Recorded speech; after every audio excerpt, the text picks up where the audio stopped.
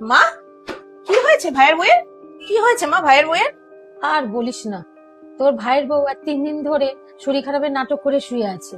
আমার নিজেরই শরীর ভালো না, আমি তার জন্যই তো তোকে ডেকে পাঠালাম। কি বলছো মা? এতদিন পর্যন্ত দেখে এসি বৌমারই শাশুড়ি সেবা করে, কিন্তু এখানে দেখছি সবই উল্টো। আরে দিদি, তুই এসে গেছিস? হ্যাঁ ভাই, তুই দেখেছিস আমি আসবো না তো হয়? যাক, তুই ভালো করেছিস এসেছিস। আরে 2 দিন ধরে শরীরটা ভালো নেই। তুই একটা কাজ কর না দিদি, ওর সামনে গিয়ে একটু বস, মাথাটা একটু টিপে দে, হয়তো মাথাটা ব্যথা করছে। আমি একটা কাজ করি, আমি ওর জন্য একটু ওষুধটা নিয়ে আসি। হ্যাঁ হ্যাঁ ভাই, তুই যা, আমি ওকে ঠিক দেখে নেব। মা, তুমি বসো, আমি দেখে আসি রোগের ভান্ডারকে। 6 মাস ধরে অসুস্থ হয়ে পড়ে আছে। যাক, তুমি একটু চা বানাও। ঠিকই বলেছে, রোগের ভান্ডার। জবের থেকে এসেছে, জবের থেকে শুধু অসুস্থ অসুস্থ অসুস্থ। কি গো নাটকবাজ, তোমার বাপের বাড়িতে কি পয়সার গাছ আছে যে সেখান থেকে ছিঁড়ে ছিঁড়ে নিয়ে এসে তোমার ওষুধ আনা হবে?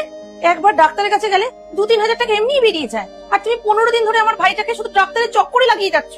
আরে তোমার উচিত আমার মায়ের গিয়ে সেবা করা, আর এখানে দেখছি পুরোটাই উল্টো। আমার মা কিনা সবসময় তোমার সেবা করে বেড়াচ্ছে। দিদি সত্যি আমার শরীরটা ভালো নেই গো, আমার হাতটা ধরে দেখো, খুব জ্বর এসেছে। সারাদিন যদি এরকম বিছানার মধ্যে শুয়ে থাকো না, তাহলে হাত পা এরকম গরমই হবে।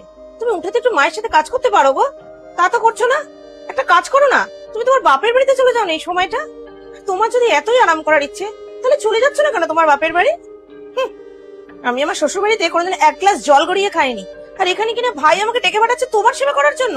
একটা কাজ করো, তুমি তোমার বাপের বাড়িতে ফোন করো আর বলো যেন তোমাকে এসে আজকে এখান থেকে নিয়ে যায়। ঠিকই বলেছে দিদি ভাই, আমি বরং বাপের বাড়িতেই চলে যাই।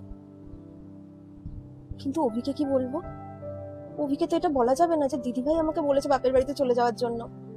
ওদের ভাই বোনের মধ্যে এত মিল। হ্যাঁ, আমি বরং অভিকে বলবো যে আমার মা বলেছে কয়েকদিনের জন্য একটু এসে বাপের বাড়িতে ঘুরে যা, তো শরীরটা এমনিও ভালো না। কি রে দিদি, তুই এখানে বসে আছিস? আমি তোকে বললাম না যে ভেতরে গিয়ে ওর মাথাটা একটু টিপে দে? ওর শরীরটা ভালো না, তোকে তো বললাম। ভাই, তোর বইয়ের আমি কি মাথা টিপে দেবো বল? আমি যখন ঘরে গেলাম, শুনছিলাম ওর মাকেও ফোন করছিল আর বলছিল যে এখানে নাকি কেউ ওকে সেবা করে না, ওর নাকি কেউ যত্ন নেয় না, তাই ওকে এখান থেকে নিয়ে যাওয়ার কথা বলছিল। মা, 3 নিশানায় ছুড়ে দিয়েছি, এবার ঠিক জায়গায় লাগলেই হয়। ভিডিওর বাকি অংশ যাওয়ার আগে আপনাদের আজকে 1xBet অ্যাপের সম্পর্কে বলতে চাই। আপনি আপনার ফাঁকা সময়টাকে কিভাবে ব্যবহার করবেন? শুধু ইউটিউব দেখে নাকি অন্য কোনো ভাবে? তবে একটা উপায় আছে যা আপনার জন্য খুব লাভজনক হতে পারে। কিন্তু সেটা কি?